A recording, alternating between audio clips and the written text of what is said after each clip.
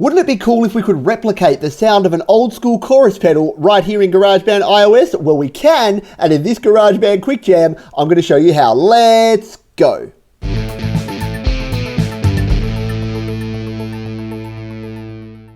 So what is a chorus effect and when would you use one? Well, a chorus effect basically takes two individual sounds with approximately the same pitch and pushes them together so they sound like one, creating a wavery kind of effect, which we'll show you in a moment. When you would use these, they're used primarily on guitars, bass guitars, but you can also throw any other instrument or even vocals at a chorus effect and get a really good result. So let's dive in and take a look at the chorus effect now. So here is a distorted electric guitar sound in my recent song called Bully, and at the moment it sounds like this.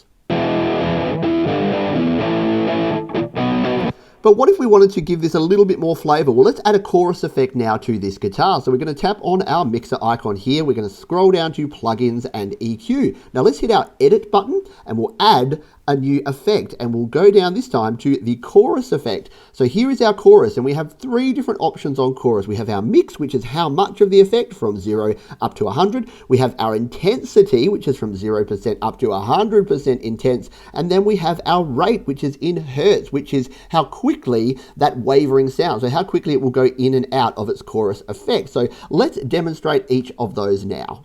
Now, a tip with any plugin or effect is if we want to get them to their default setting, we just double tap anywhere on each of these. So the default for a chorus is 50% mix with 10% intensity and a 0.5 hertz rate. So let's try and listen to this now and see what this sounds like.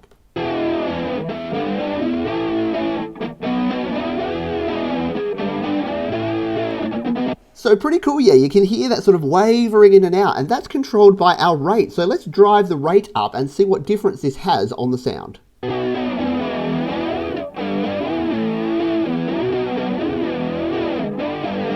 So you can hear that wavering effect will increase the higher we make the rate go up. Now let's dial up our intensity and we'll hear the difference that this makes now.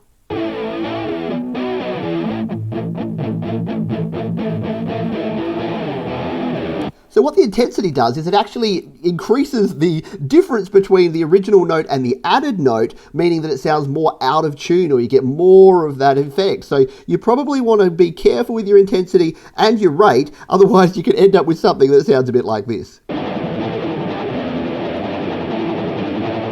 So maybe a particular style of music would be good for that, but not for this particular track. Okay, let's jump in and take a quick look at some other functions that we might be using for the chorus effect. Okay, let's grab our bass guitar now and do the same thing. Come into plugins and EQ, we will go to edit, we'll add, and we'll hit chorus. And let's play with what it's defaulted to here this time is 20% intensity and a rate of 1. Let's play this bass guitar now.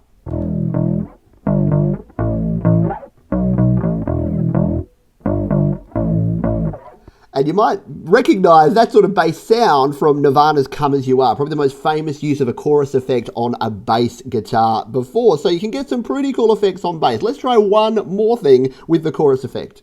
Okay, so here's my lead vocal now. At the moment it sounds like this. There is no crying in baseball. So just a little bit of delay and reverb on there, but let's experiment a little bit and say we wanted a really unique sound on this vocal. We'll come in here to edit, let's get rid of enhanced tuning, and let's add in our chorus effect. Now if we play back our vocal with these default settings, it sounds like this. There is no crying in baseball. So a little bit different. If we bring that back into our mix. Something that you just gotta know. So yeah, probably doesn't work for this particular track, but if you wanted sort of a little sting or a particular part of a song to have a little bit more edge, you might mix in some chorus effect to some of your vocals. And of course, you can use this on drums, you can use it on piano, you can use it on synth, whatever sound you want. It's a very flexible and probably underused effect. So there you go. That's how we use the effect here in GarageBand, and see if you can use that in one of your upcoming projects. And there you go, no longer do you need your analog pedals around if you want to create a cool chorus effect here in GarageBand. You can use that chorus plugin. If you've got comments, questions, or suggestions, you can leave those down below, and I'll see you on the next video. Hey, thanks for sticking around. We've got more videos down in the links below if you'd like to check out some more GarageBand tips and tricks. You can also subscribe to the channel by clicking on the Studio Live Today icon in the top right corner, or head on over to studiolivetoday.com for more audio goodness.